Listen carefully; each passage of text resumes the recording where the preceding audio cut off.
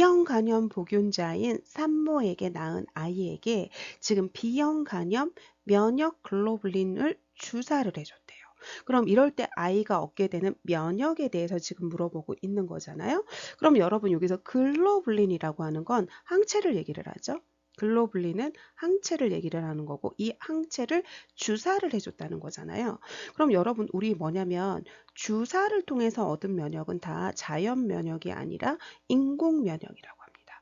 주사는 자연스러운 게 아니기 때문에 인공 면역에 속하는 거고요. 그럼 이럴 때 사람이 이렇게 있으면 들어오는 균을 갖다가 우리 뭐라고 하는 거냐면 병원체라고 얘기를 하죠.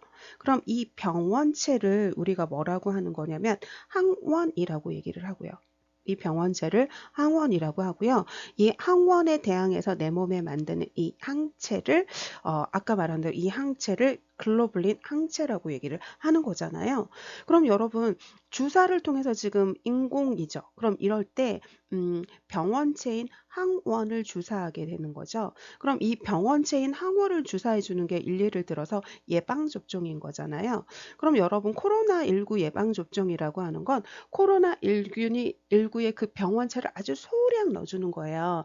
많이 넣어주면 내가 질병에 걸리지만 소량 넣어줘가지고 내가 살짝 앓게끔 해서 내 몸에 항체를 형성하는 거거든요. 그럼 이 항원을 넣어주면 내가 살짝 앓게끔 한 거잖아요. 그럼 내가 살짝 앓았으니까 내가 무언가를 했으니까 능동 면역에 속하는 거거든요. 그런데 주사를 통해서 이미 다 형성된 항체를 넣어주는 건 이미 다 형성된 항체를 넣어줬기 때문에 내가 한 게 하나도 없거든요. 그러니까 뭐라고 하는 거냐면 수동 면역이라고 얘기를 하거든요. 그래서 이때 주사를 통한 건 다 인공이라고 하고 항원을 넣어주면 내가 살짝 앓았으니까 능동 면역이라고 하고 이미 형성된 항체를 넣어주면 내가 아무것도 한 게 없으니까 수동 면역이라고 하거든요. 그럼 주사니까 인공이죠, 여러분. 그런데 이미 형성된 글로불린 항체를 넣어줬으니까 인공 수동 면역이라고 생각하시면 되죠. 그래서 여기서 답은 5번이라고 보시면 되겠습니다. 다음은 52번 문제 풀어보도록 하겠습니다. 질병의 자연사 단계에 대해서 물어보고 있어요. 그럼 이 자연사라고 하는 건 여러분 뭐냐면 출생에서 사망까지 보는 거를 갖다가 자연사라고 해요. 출생에서 사망까지 보는 걸 자연사라고 하고요. 그럼 여기는 질병이니까 질병의 시작에서부터 질병이 이렇게 종료되는 거 있잖아요. 여기까지 보는 걸 갖다가 뭐라고 하냐면 자연사라고 얘기를 하는 건데 하죠. 그럼 여기 첫 번째 단계는 무슨 단계가 있냐면 비병원성 단계가 있습니다, 여러분. 비병원성 단계가 있는데 여기서 말하는 병원성 있잖아요, 여러분. 여기서 말하는 병원성이라고 하는 건 실제로 질병이 나타나지 않는 걸 병원성이라고 해요. 그럼 앞에 B가 붙었죠, 여러분? 그럼 이건 실제로 질병에 걸리지 않은 거예요. 실제로 지금 질병이 증상이 나타나지 않은 거죠. 질병 증상이 나타나지 않은 거니까 실제로 지금 질병에 걸리지 않은 시기입니다. 그렇기 때문에 우리 이럴 때 실제로 질병에 걸리지 않았기 때문에 1차 예방을 해주면 돼요. 질병을 예방하고 건강을 유지하고 건강을 증진을 해주고 환경 이상을 개선해주는 1차 예방을 하는 단계를 이거를 비병원성기 1번이라고 생각을 하시면 되고요. 다음에 이제 두 번째 단계는 무슨 단계로 가는 거냐면 초기 병원성기라고 생각을 하시면 됩니다. 초기 병원성기라고 생각을 하시면 되거든요. 그럼 여기 제가 아까 이 병원성이라고 하는 건 실제로 질병 증상이 나타나는 건데 초기인 거죠. 그럼 이 실제로 질병이 나타나는 이 초기 단계라고 생각하시면 되거든요. 그래서 이 병원체의 이 자극이 시작되는 단계이죠. 시작되는 단계라서 이 병원체의 자극이 시작되는 단계, 질병이 시작되기 바로 전이라고 생각하시면 돼요. 질병이 시작되기 바로 전, 초기, 시작 전 단계라고 생각을 하시면 되거든요. 그럼 이건 아직 시작 전 단계니까 여기서도 바로 1차 예방을 하는 거라고 생각하시면 되거든요. 막 예방접종을 한다던가 질병 시작 전이니까 우리 코로나 예방접종을 코로나 걸리기 전에 하는 거잖아요. 그러니까 이 예방접종 같은 이 1차 예방을 하는 시기가 바로 초기 병원성기라고 생각을 하시면 되고요. 다음에 이제 세 번째는 바로 뭐냐면 불연성 감염기라고 하거든요. 그래서 불연성 감염기라고 얘기를 합니다. 그럼 이 불연성 감염기라고 하는 건 이 불연성 감염의 뜻이 뭐냐면요, 여러분. 내 몸에 병원체는 있어요. 내 몸에 지금 병원체는 있는데요. 실제로 증상이 나타나지 않는 걸 불연성 감염이라고 하거든요. 그러니까 얘는 내가 질병에 걸리기는 했는데 증상이 나타나지 않는 시기를 갖다가 불연성 감염기라고 하죠. 그러니까 증상이 나타나지 않으니까 여기는 조기 발견을 해서 조기 치료를 해야 되는 거예요. 조기 발견을 해서 조기 치료를 하는 몇 차 예방이 필요한 거냐면 2차 예방이 필요한 시기를 바로 불연성 감염기라고 하고요. 다음에 이제 네 번째는 뭐가 있냐면 현성 감염기가 있죠. 다음에 이제 현성 감염기가 있는데 여기서 말하는 현성 감염기라고 하는 건 무슨 뜻이냐면요, 여러분. 얘는 지금 내 몸에 병원체도 있습니다. 내 몸에 병원체도 있고요. 그 다음에 얘는 증상까지 나타난 거 있죠. 실제로 증상이 나타났다 그래서 현성 감염이라고 하거든요. 그러니까 여기는 실제로 증상이 나타났으니까 치료를 하는 몇 차냐면 2차 예방이 필요한 단계라고 생각을 하시면 되고요. 마지막에 있는 게 지금 5번의 이 회복기 단계인데 이 회복기 단계에서는 우리가 후유증 같은 거를 남기지 않아야 되는 거잖아요. 그러니까 여기는 후유증을 남기면 안 되기 때문에 우리 3차 예방이 지금 필요한 단계라고 생각을 하시면 되거든요.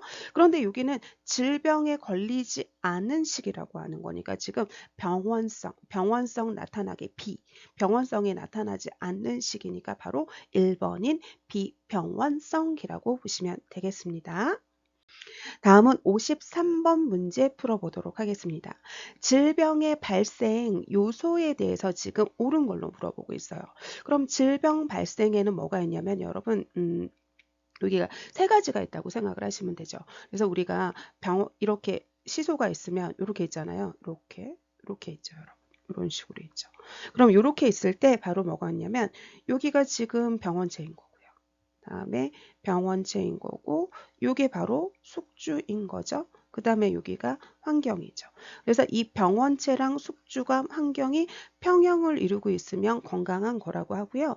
다음에 이 셋 중에 어느 한 개의 균형이 깨지면 질병이 발생한다고 하는데요. 병원체의 양이 많아진다던가 독성이 세져서 이 병원체가 무거워지면 이렇게 내려가면서 균형이 깨지면서 질병이 발생하고요. 다음에 이 숙주가 지금 영양 상태가 안 좋다던가 숙주가 지금 면역력이 나쁘다던가 해가지고 이 숙주가 이렇게 쑥 내려가서 이렇게 평형이 깨지면 질병이 발생하고요. 다음에 이 환경이 이쪽으로 옮겨지거나 이쪽으로 옮겨져가지고 평형이 지금 무너져도 질병이 발생한다고 생각하시면 되거든요. 그래서 질병 발생은 병원체 요인, 숙주 요인, 환경 요인이 질병 발생의 요소라고 생각을 하시면 되거든요. 그럼 이 환경 요인은 병원체 요인과 숙주에 영향을 미칠 수밖에 없습니다, 여러분. 그래서 이렇게 여기가 병원체고 숙주고 환경이잖아요. 그럼 여기가 병원체거든요. 병원체거든요. 그럼 여기가 이렇게 이쪽으로 옮겨진다고 생각을 해보세요. 그럼 우리가 뭐 이렇게 홍역이 발생했어요, 지금. 홍역이 아니라 홍역이 발생했다고 해도 되지만 지금 뭐가 했으면 쓰나미 같은 게 이렇게 물려왔습니다. 그럼 이 쓰나미 같은 게 집으로 막 들어와가지고 지금 이 쓰나미가 물려와가지고 집에 막 흙물이나 막 물이 막 이렇게 들어왔어요. 그럼 지금 이 집에 병원체가 증가하고 있는 환경 쪽으로 변했으면 질병이 발생하는 거죠. 다음에 이 환경이 지금 이 숙주 쪽으로 이렇게 가까이 갔다고 하면 지금 숙주가 지금 스트레스가 지금 가득한 그런 환경적인 여건이 된다면 그건 숙주의 건강 상태가 무너지면서 질병이 발생하는 거잖아요. 그러니까 이 환경 요인은 병원체 쪽으로 가서 병원체가 안 좋아지는 쪽으로 영향을 미칠 수도 있고요. 다음에 여기 숙주 쪽으로 가서 지금 숙주가 안 좋아지는 환경 쪽으로 영향을 미칠 수도 있거든요. 그러니까 답은 1번이라고 보시면 되고요. 다음에 이제 여기 보시면 숙주의 저항력이 높으면 질병이 발생하지 않겠죠? 여러분 왜냐하면 우리 면역력이라고 하는 건 굉장히 좋은 거죠. 우리 면역력이 높으면 질병이 발생하지 않잖아요. 그런데 이 면역력하고 똑같은 말을 뭐라고 하는 거냐면 저항력이라고 하거든요. 그럼 면역력이 높고 저항력이 높으면 질병이 발생하지 않아요. 그러니까 여러분들은 저항력이 면역력과 똑같은 말이라는 걸 알고 계시면 됩니다. 다음에 우리 전파의 종류는 직접 전파가 있고요. 또 무슨 전파가 있냐면 간접 전파라고 하는 거가 있잖아요. 그럼 이 직접 전파라고 하는 건 사람에서 사람으로 직접 전파되면 이거를 직접 전파라고 하고요.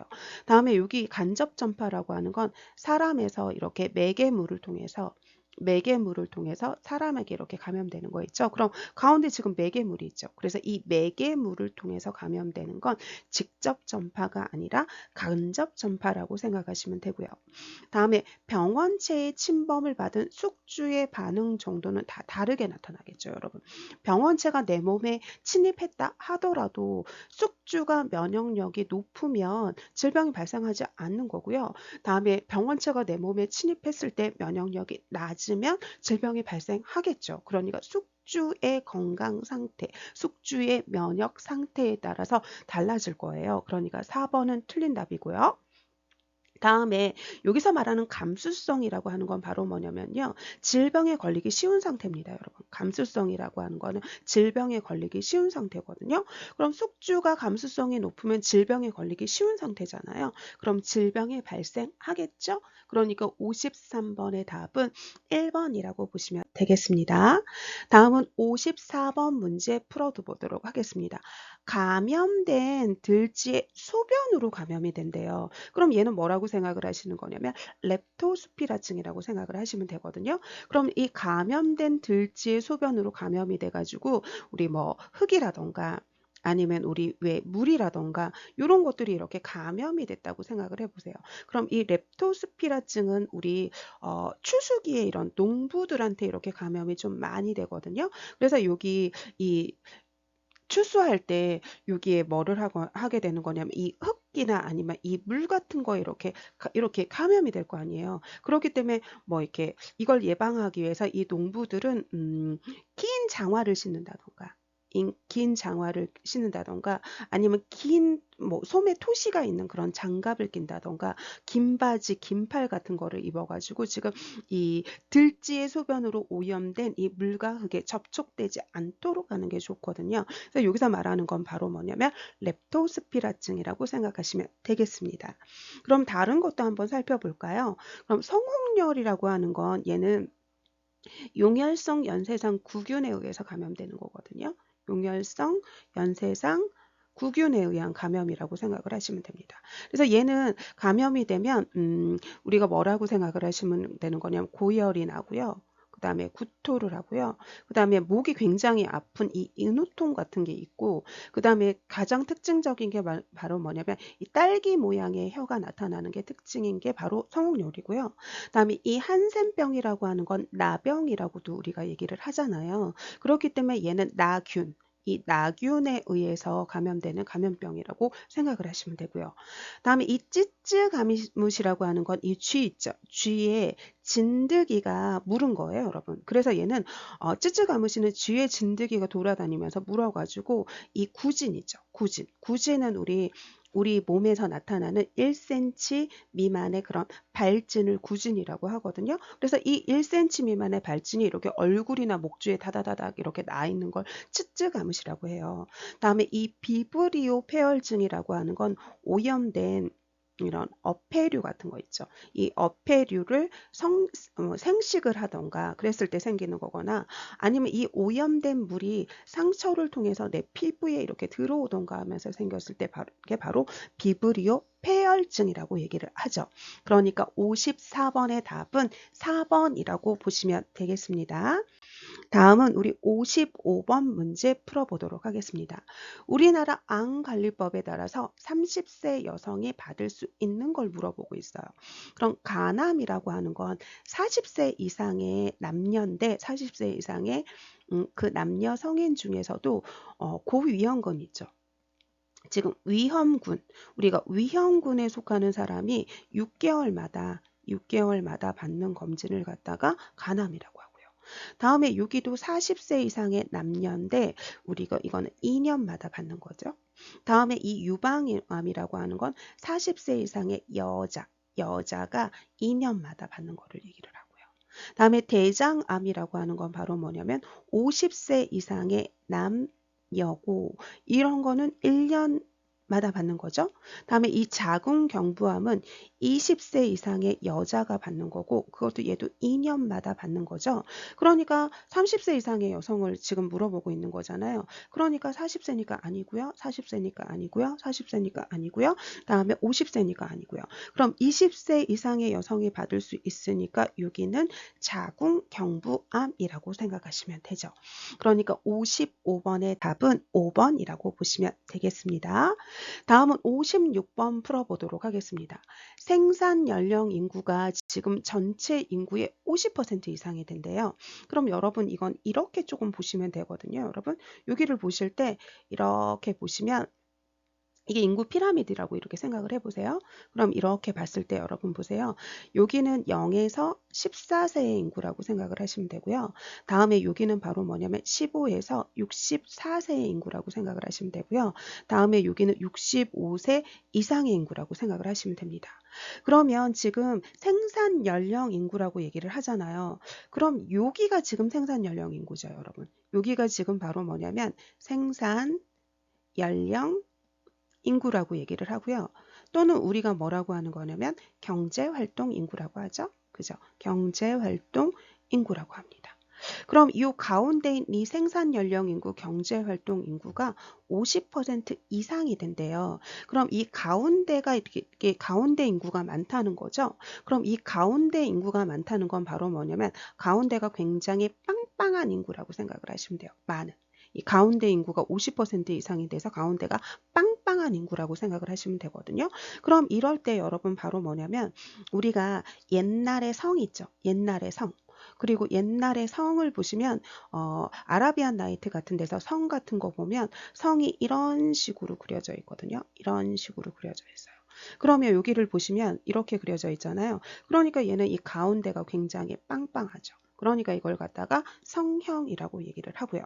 다음에 우리 뭐가 있냐면 이렇게 별을 보세요, 여러분. 별을 보면 이 별도 지금 가운데가 빵빵하잖아요. 그죠? 그러니까 이 별형도 이 생산 연령 인구가 50% 이상인 거고요.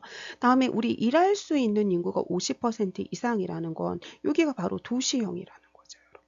그리고 일할 수 있는 인구가 많다는 건 인구가 유입돼 왔잖아요. 그러니까 이거는 유입형이라고도 하고요. 또 뭐라고 하는 거냐면 전입형이라고 하죠. 그러니까 이 생산 연령 인구가 50% 이상 인구, 그다음 가운데 인구가 빵빵한 인구라고 생각을 해서 여기는 별형이라고 생각을 하시면 되는데 그런데 여기서 중요한 건 여러분 똑같은 말로 다른 말로 표현될 수도 있어요. 그러니까 여기가 생산 연령 인구가 50% 이상인 건 가운데가 빵빵하니까 성형이다, 별형이다, 그리고 도시형이다, 유입형이다, 전입형이다 이렇게 다른 말로 해도 알고 계셔야 합니다.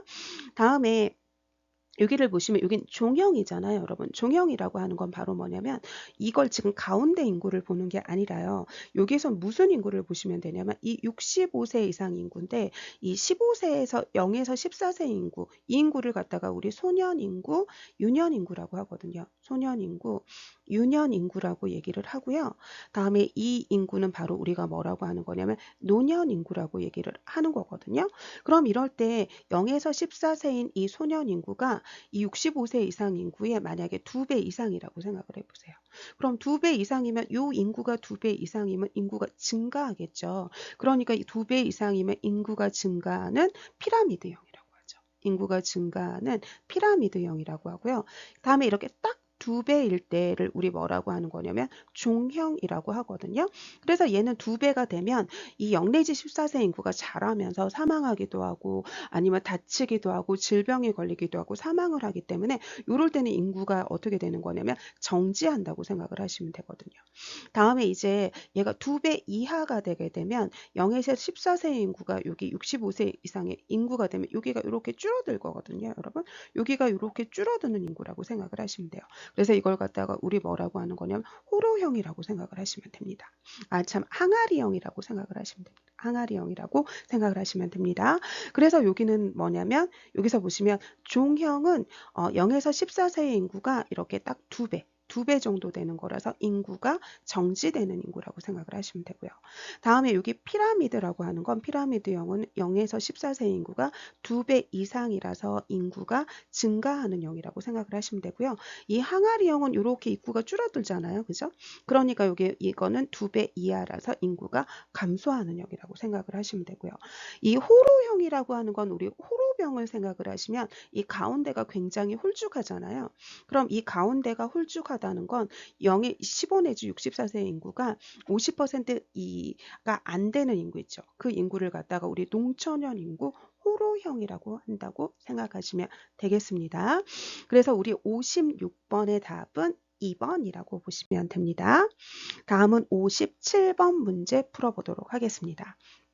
모자보건사업집에서 가장 중요한 게 영아 사망률이고요. 이게 가장 중요하고요. 그 다음에 두 번째로 중요한 걸 찾으세요 하면 바로 뭐냐면 모성 사망률이라고 생각을 하시면 되거든요. 그런데 이 영아 사망률이라고 이런 게 있을 때 뭐가 있냐면 우리 분모분의 분자가 있고요. 그리고 곱하기 뭐 천이든 만이든 뭐가 있는 거잖아요. 그럼 우리가 이렇게 했을 때 어떻게 생각을 하시면 되냐면요. 이 분자에는 중심 개념이 간다고 생각을 하시면 되거든요. 중심 개념이 간다고 생각하시면 돼요. 그러니까 영아 사망의 중심 개념 영아 사망이죠. 그러니까 이 분자에 뭐가 가는 거냐면 영아 사망수가 간다고 생각을 하시면 돼요. 그런데 이 분모라고 하는 건 어떻게 생각을 하시면 되냐면 률로 끝나는 거 있잖아요. 이 률로 끝나는 건 전체분의 부분이 와야 된다고 생각을 하시면 되거든요. 그럼 여기가 만약에 사과다. 그럼 여기 이걸 전체를 품을 수 있는 뭐가 나와야 되는 거냐면 뭐 과일이 나와야 된다고 생각을 하시면 돼요. 그러니까 이 분모는 률로 끝나는 거는 이 분모는 이 분자를 품을 수 있는 전체가 와야 되는 거거든요. 그럼 우리가 영아 사망을 품을 수 있는 게 바로 뭐냐면 전체 출생아 수가 영아 사망을 품을 수 있는 거거든요. 그러니까 답은 3번이라고 보시면 됩니다. 그래서 여러분 여기서는 전체 출생아 수 분의 영아 사망수가 몇 명인지를 보는 게 바로 영아 사망률이라고 생각을 하시면 되거든요. 그래서 률은 분자를 품는 전체가 와야 된다. 그러니까 영아 사망을 품는 전체 출생아 수인 3번이 답이라고 생각하시면 되겠습니다.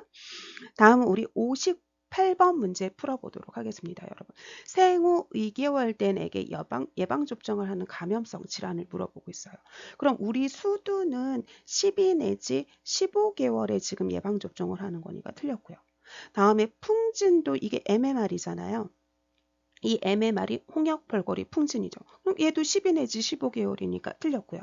다음에 이 일본 내염도 1차 예방접종을 12개월 이후에 하고 그 다음에 이 1차 예방접종을 24개월 이내에는 이렇게 받아야 되거든요. 그러니까 얘는 12개월이오니까 틀렸죠.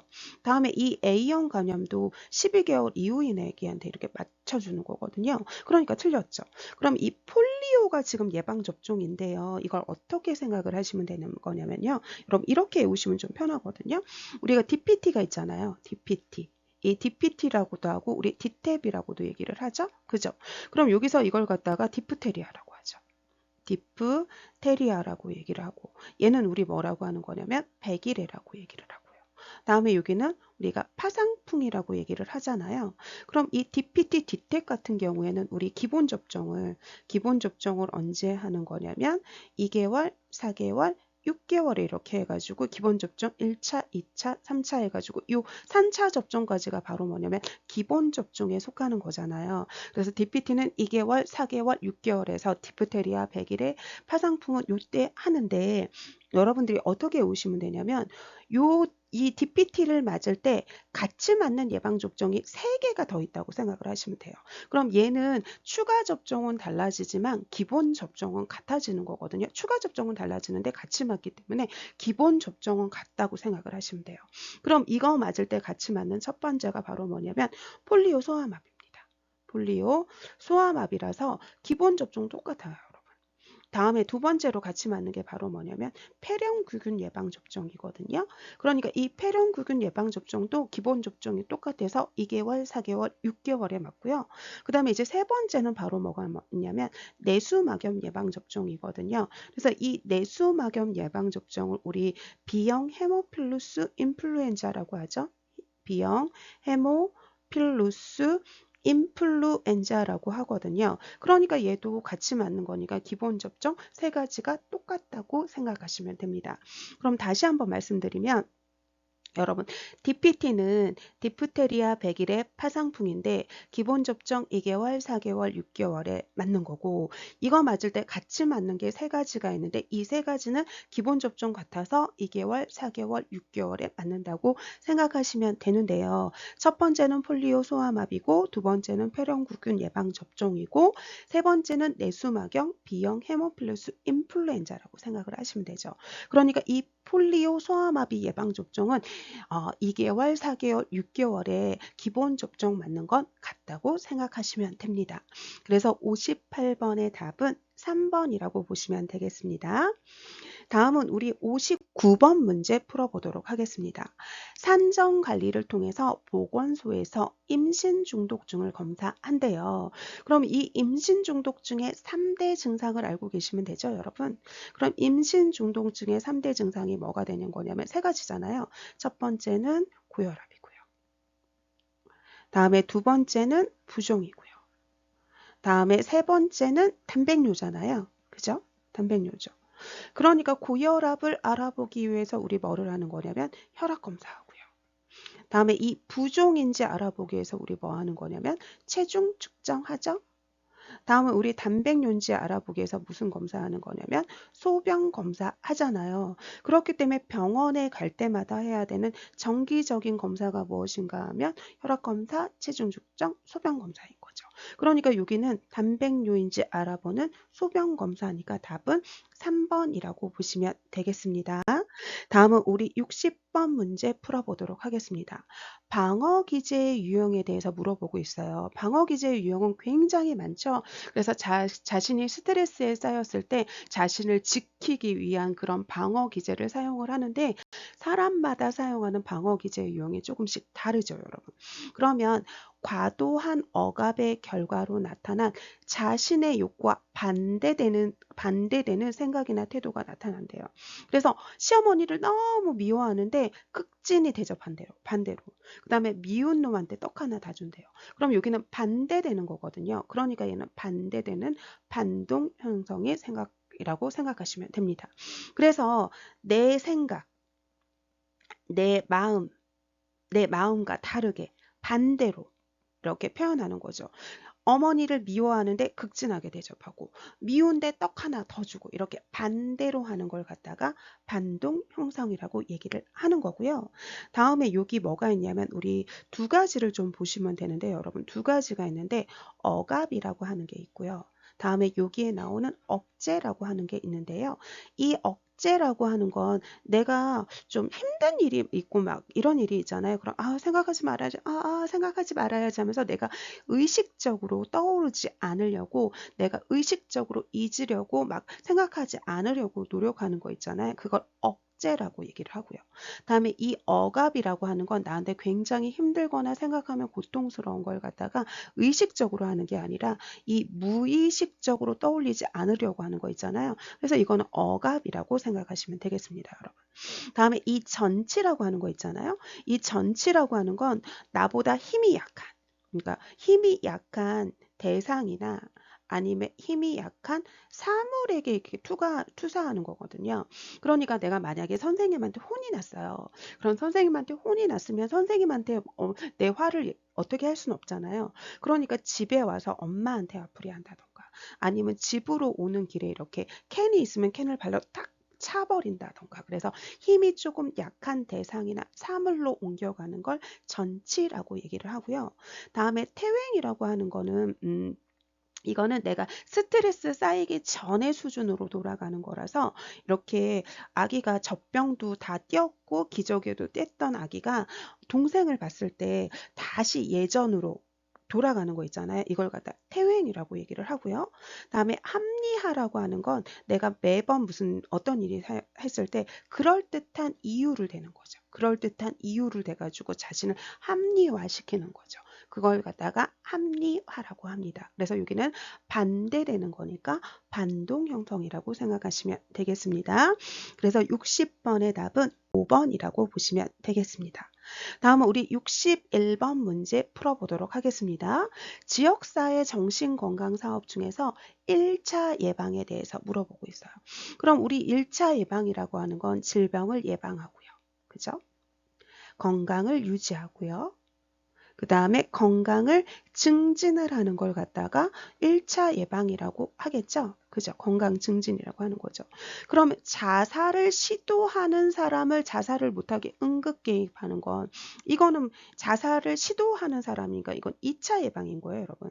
왜냐하면 자살을 시도하지 않는 사람 있죠. 자살을 시도하지 않는 사람한테 자살 예방 교육을 한다는 건 1차지만 지금 시도하는 사람 환자거든요, 여러분. 그럼 환자한테 응급 개입을 해서 치료하는 거니까 얘는 2차 예방이라고 생각을 하시면 되고요.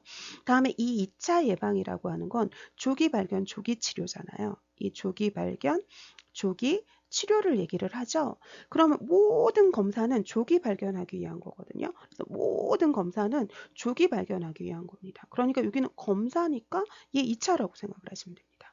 다음에 재활이라고 하는 건 얘는 3차 예방이겠죠. 다음에 재활을 해서 사회복귀를 시키는 거잖아요. 그러니까 3차 예방이죠. 그런데 여러분, 지역사회 주민 대상으로 이건 전체 국민 대상인 거잖아요. 지역사회 주민 대상으로 이 인식 개선 캠페인을 하는 건 이거는 1차 예방이죠. 만약에 환자를 대상으로 인식 개선을 할 다음에 2차겠지만 환자가 아니라 전체 지역사회 주민 대상으로 하는 거잖아요. 그러니까 얘는 1차 예방에 해당이 되죠. 그러니까 답은 5번이라고 생각을 하시면 되겠습니다. 다음에 62번 문제 풀어보도록 하겠습니다. 다음에서 해당되는 정신재활 프로그램에 대해서 물어보고 있어요. 그럼 여기는 퇴원 후에 환자들끼리 모인대요. 그래서 환자들끼리 모인대요. 그래서 서로의 고통을 이해하고 경험을 공유하는 모임이래요. 그래서 여기에선 바로 뭐네 단주 모임이라던가 단도박 모임이라던가 단양 모임이죠. 그럼 환자들이 퇴원 후에 모이는 거예요. 그죠? 그러니까 이거 환자들끼리 모임이니까 이걸 갖다가 자조 집단이라고 생각을 하시면 돼요. 스스로 도와주는 그러니까 자기들 스스로 모여가지고 도와주는 집단이라 해서 자조 집단이라고 하거든요. 그러니까 여기 답은 2번이라고 보시면 되고요. 다음에 여기서 사례 관리라고 하는 건 이렇게 우리가 어떤 대상을 한 대상자를 정하는 거예요. 이렇게 대상자를 정해서 이 대상자에게 포괄적으로 여러 가지 포괄적으로 이렇게 사업을 간호를 갖다가 제공을 해주는 걸 갖다가 사례 관리라고 하고요. 다음에 직업 재활이라고 하는 건 우리 정신질환자도 직업이 있어야 되잖아요. 이 직업이 있어야지만 자아 존중감 같은 게 이렇게 올라갈 수 있거든요. 그래서 이 자아 존중감 같은 거를 향상시키기 위해서 직업을 가지도록 해주는 건데 여긴 직업에 대한 말이 하나도 없죠. 다음에 이 거주지 재활은 우리가 정신질환자 같은 경우에는 여러분 퇴원을 해도 집으로 돌아갈 집이 없거나 아니면 퇴원을 해도 가족이 포기한 경우가 많아요. 그럴 때 거주지에서 재활하도록 하는 게 바로 거주지 재활이고요. 다음에 중간시설이라고 하는 건 병원에서 이렇게 퇴원을 해야 되잖아요. 퇴원을 해야 되겠죠. 그럼 이 퇴원하기 전 단계 여기에서 지금 스스로 독립을 해가지고 살아보게 하는데 여기 있는 중간 단계인 거죠. 그런데 스스로 사는 게 아니라 여기 간호나 여러 가지 이런 개입을 해주는 거예요. 그래서 여러 가지 개입을 해줘가지고 서비스를 제공을 받으면서 이렇게 혼자 퇴원하기 전에 미리 혼자 이렇게 살아보도록 하는 게 중간 시설이라고 생각하시면 되겠습니다. 그래서 62번의 답은 2번이라고 보시면 됩니다. 다음은 우리 63번 문제 풀어보도록 하겠습니다. 다음 대상자를 하루에 지금 가정 방문을 한대요. 그럼 가장 마지막으로 방문을 해야 되는 건 우리가 가정 방문을 할 때는 감염을 방지해야겠죠. 그죠? 가정 방문을 할 때는 이렇게 어떻게 해야 되는 거냐면 감염을 예방을 해야 되잖아요. 그럼 감염을 예방을 해서 우리 면역력이 낮은 사람부터 이렇게 방문을 하고 그다음에 감염의 우려가 큰 사람이 있죠. 감염의 우려가 큰 사람은 이 사람 가장 마지막에 가야겠죠. 그러니까 신생아 가장 먼저 가고요. 그다음에 이렇게 임산부 두 번째 가고요. 다음에 아동 세 번째 가고요. 그다음에 성병 환자 가고요. 마지막으로 결핵 환자 가야겠죠. 되죠. 왜냐하면 결핵 환자는 호흡기 감염이 되는 환자이기 때문에 미리 방문하면 다른 사람들을 다 감염시킬 수 있잖아요. 그러니까 여기는 4번이라고 보시면 되겠습니다. 다음은 우리 64번 문제 풀어보도록 할게요. 노인 장기 요양 보험에서 방문 간호에 대한 설명으로 옳은 걸 물어보고 있어요. 그러면 우리 이 재가급여라고 하는 건 자기 집에서 받는 걸 재가급여라고 하잖아요. 그러니까 자기 집에서 받는 거니까 우리 뭐가 있냐면 방문 요양이 있고요. 다음에 방문 목욕이 있고요. 다음에 지금 얘기하는 방문 간호도 있고요. 다음에 하루 중 일정 시간을 보호했다가 자기 집으로 오는 우리가 주야간 보호도 있고요. 주야간 보호도 있고요. 다음에 우리 일정 기간 보호하는 단기 보호 같은 것도 있죠. 그러니까 방문 간호는 집에서 받는 재가급여 서비스 맞습니다, 여러분. 다음에 우리 장기 요양 방문 기간에 이 시설장이 될 수 있는 건 누가 될 수 있는 거냐면 사회복지사 될 수 있고요. 사회복지사 될 수 있고요. 그 다음에 우리 간호사 될 수 있거든요, 여러분. 그러니까 이게 간호조무사는 아니고요. 다음에 우리가 방문 간호를 갈 때 우리 방문 간호 지시서는 누구한테 받는 거냐면 의사나 치과 의사나 아니면 한의사로부터 이 방문 간호 지시서를 받고 그 다음에 이 간호조무사가 방문 간호를 가는 거거지 직접 이 지시서를 발급할 수 있는 거 아니죠. 다음에 이 방문 간호는 간호사인 경우에는 2년 이상의 간호 경력만 있으면 되지만 간호조무사 같은 경우에는 3년 이상의 그 간호보조 업무 경력이 있어야 되는 거죠. 다음에 요거 더하기 보건복지부 장관이 지정한 곳에서 교육을 수료해야 되는 거고요. 다음에 우리가 65세 이상이면 되지만 65세 미만일 때는 그럼 60세는 65세 미만이잖아요. 그럼 65세 미만이면 우리가 노인성 질환을 알고 있어야 되거든요. 이 노인성 질환을 알고 있어야 되는데 치매나 뭐 이런 파킨슨 질환 같은 노인성 질환을 알고 있어야 되는데 고혈압은 노인성 질환이 아니기 때문에 장기 요양급여 대상자가 아니라고 생각하시면 되겠습니다. 그래서 우리 64번은 1번이라고 보시면 되겠습니다. 다음은 우리 65번 문제 풀어보도록 할게요. 간호조무사가 지금 국가고시에 합격을 했어요. 국가고시에 합격을 했습니다. 국가고시에 합격을 하고 최초로 지금 자격증을 받았어요. 그럼 우리가 3년마다 그 실태랑 취업 상황을 보건복지부 장관한테 신고해야 되거든요. 그래서 3년마다 자기 실태와 취업 상황을 보건복지부 장관한테 신고해야 되는 거니까 65번의 답은 3번이라고 보시면 됩니다. 다음은 우리 66번 문제 풀어보도록 하겠습니다. 정신건강 증진 및 정신질환자 복지 서비스 지원에 관한 법률상 다음이 설명하는 기관에 대해서 보고 있어요. 여기서 중요한 건 국가나 지방자치단체가 설치를 하는 거거든요. 국가나 지방자치단체가 설치를 운영을 하는데 지금 정신질환자에게 복지 지원 사업을 해준대요. 복지 지원 사업. 그러면 복지 서비스를 지원해 주는 거죠. 그러니까 바로 뭐냐면 여기 건강복지 복지 서비스를 지원해 주는 거 건강복지센터라고 생각을 하시면 됩니다. 여러분 의료기관이라고 하는 건 바로 뭐냐면 국가나 지방자치단체보다는 또 할 수 있지만 우리가 민간도 지금 정신의료기관을 할 수 있고요. 복지 서비스가 아니라 여기는 치료를 제공을 해주는 거고요. 정신요양시설이라고 하는 건 반드시 요양을 제공한다는 말이 나와요. 다음에 재활이라고 하는 것도 이 재활이는 건 뭐니까 사회 적응을 시킨다던가 아니면 사회 복귀시킨다던가 이런 말이 나오거든요. 그러니까 아니죠. 다음에 정신연구기관이라고 하는 정신을 건강에 대해서 연구한다는 말이 반드시 들어가겠죠. 그러니까 여러분 이런 게 나오면 키워드를 조금 보시면 되거든요. 그러면 지금 국가나 지방자치단체에서 정신질환자를 위해서 복지 서비스 지원이니까 건강복지센터라고 생각하시면 되겠습니다. 그래서 66번의 답은 4번이라고 보시면 됩니다. 다음은 우리 67번 문제 풀어보도록 하겠습니다. 결핵예방법에서 다음에서 설명하는 용어에 대해서 물어보고 있어요. 그러면 여기서 보시면 여러분 지금 여러 가지 임상적이나 방사선학적이나 조직학적으로 지금 결핵에 해당은 된대요. 그런데 지금 결핵균 검사에서 아직 양성으로 확인은 되지 않았대요. 그러면 이게 결핵균 검사에서 확인으로 되지 않으니까 환자는 아니거든요, 여러분. 확인이 돼야지 환자인 거잖아요. 그럼 환자는 아닌데 지금 환자로 의심이 되는 상황인 거죠. 여러분, 의심이 되는 상황이잖아요. 그럼 의심이 되는 사람을 우리 뭐라고 하는 거냐면 의사 환자라고 하거든요. 그래서 의심이 되는 의사 환자라고 생각하시면 되니까 답은 2번이라고 보시면 되고요. 다음에 여기 보시면 여러분 결핵 환자라고 하잖아요. 결핵 환자. 그럼 이 결핵 환자라고 하는 건 바로 뭐냐면요. 여러분 우리 결핵 검사에서 지금 양성 반응이 나와야지만 우리가 결핵 환자라고 얘기를 하는 거고요.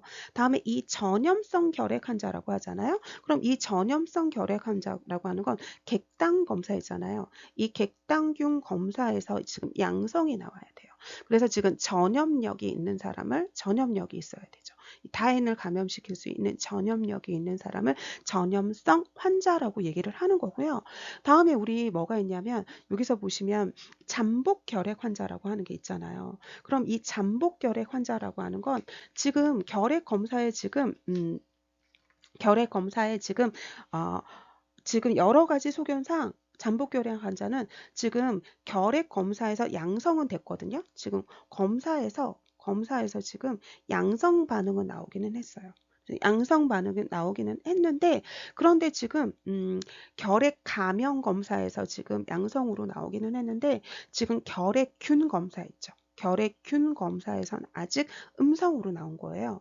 그러니까 결핵 검사에서는 양성으로 나왔는데 이 균 검사에서는 음성으로 나와서 잠복해 있는 상태라고 생각을 하시면 됩니다, 여러분. 그래서 이거는 전염성 결핵 환자랑 접촉한 사람을 얘기를 하는 거고요. 그래서 여기는 지금 아직 양성으로 확인이 되지 않아서 환자로 의심되고 있는 의사 환자라고 생각하시면 되겠습니다. 그래서 여기서 답은 몇 번이냐면 2번이라고 보시면 되겠습니다. 다음은 우리 68번 문제 풀어보도록 하겠습니다. 구강보건법상 특별자치시장, 특별자치도시다, 그다음에 시장군수구청장이 지금 임산부에 대해서 구강보건계획을 어떻게 수립을 하네요. 그럼 우리 보시면 보건복지부가 있고요. 그 밑에 뭐가 있냐면 시도가 있고요. 그 밑에 시군 구가 있고 그 밑에 면이 있고 그 밑에 뭐가 있냐면 리나 섬이나 도서 벽지가 있잖아요. 도서 벽지가 있다고 생각을 하시면 되죠. 그러면 여기 보시면 보건복지부에는 보건복지부 장관이 있죠. 그죠? 보건복지부 장관이 있죠. 그래서 이 보건복지부 장관이 기본계획 그 종합계획을 갖다가 5년마다 수립을 하는 거죠. 기본계획, 종합계획을 몇 년마다 수립을 하냐면 5년마다 수립을 하고요. 여기가 지금 지방이잖아요. 그러니까 지역의료계획은 여기 밑에 있는 시장, 도지사가 수립을 하는 거고요.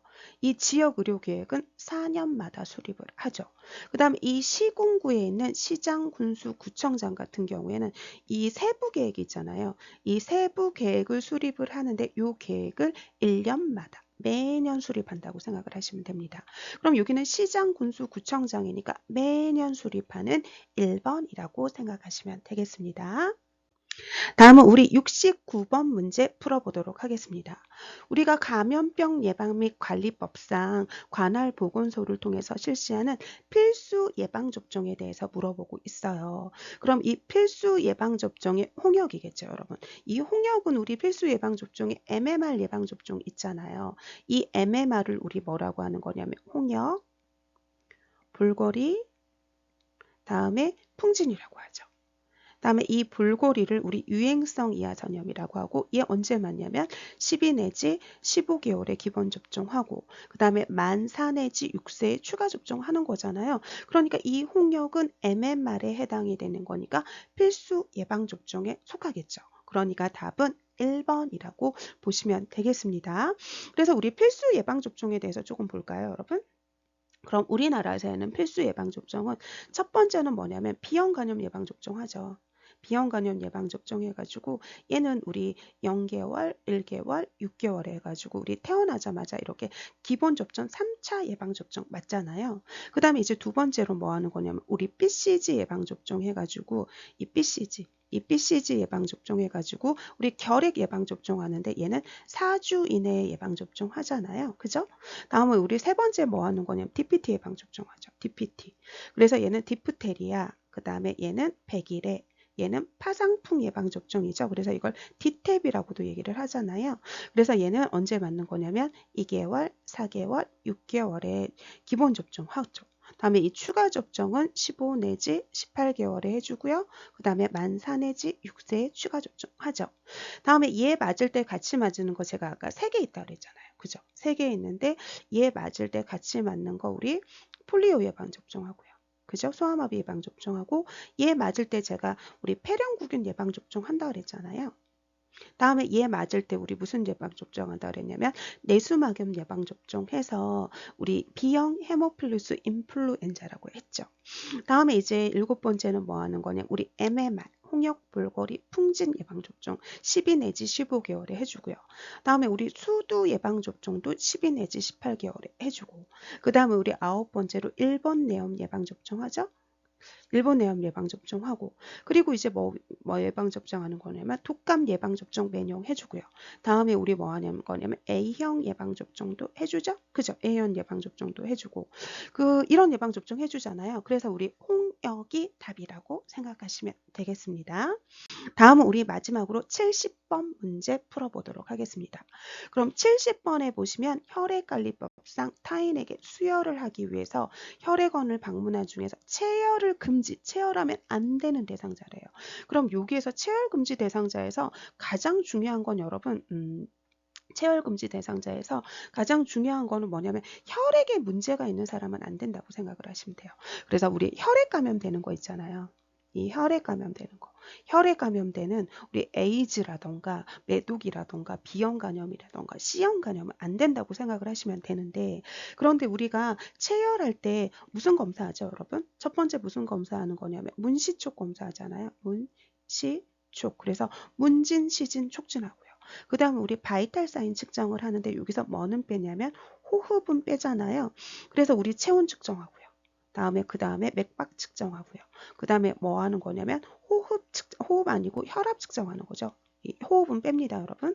그래서 여기서 보시면 체온 측정을 하는데 우리가 체온이 너무 높으면 안 되겠죠. 그죠? 그러니까 체온이 높으면 감염에 해당이 되는 거니까 우리 체온이 정상이 36.5도씨잖아요. 그러니까 37.5도씨 이상인 사람한테 지금은 초과하는 사람한테는 체열을 안 하고요.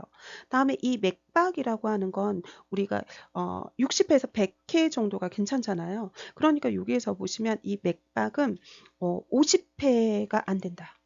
아니면 100회 이상이다. 그러면 이거는 너무 이상하니까 이건 안 되겠죠, 여러분. 50회가 안 되거나 100회 이상이면 안 된다고 생각을 하시면 되고요.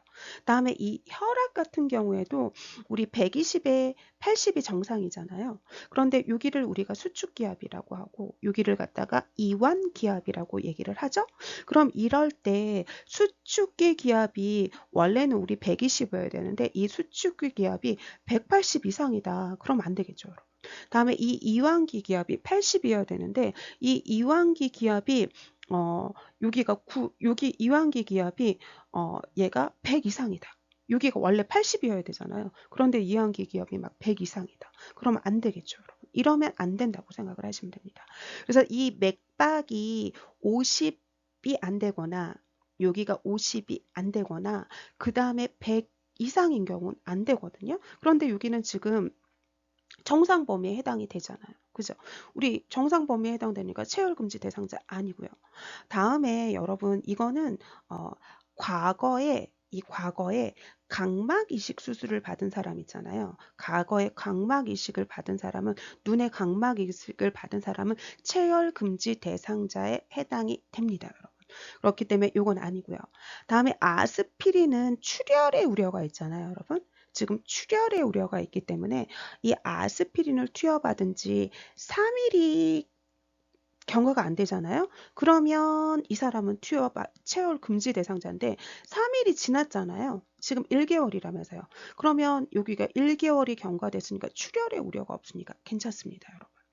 다음에 여기 보시면 뭐가 있냐면 일본 내암 예방접종을 맞은 지 24시간, 하루가 경과하지 않으면 안 되는데 지금 하루가 아니라 일주가 경과됐으니까 괜찮죠.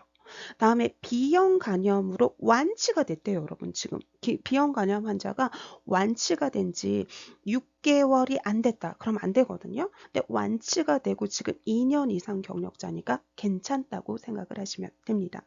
그래서 여러분 요럴 때는 혈액 감염이 되는 사람 안 되고요. 다음에 우리가 문시촉하고 그 다음에 체온은 37.5도씨 이상이 되면 안 되는 거고, 맥박은 50 이하이거나 100 이상이면 안 되고, 그 다음에 혈압은 수축기 기압이 180 이상이거나 이완기 혈압이 100 이상이면 안 되고요.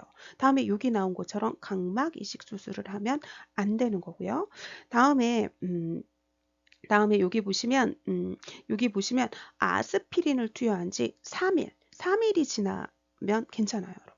다음에 일본 내염 예방접종을 받은 지 하루, 1일이 경과하면 괜찮습니다. 다음에 B형 간염으로 완치하고 난 다음에 6개월이 지나면 괜찮다고 생각하시면 됩니다. 그래서 여기 답은 2번이라고 보시면 되고요.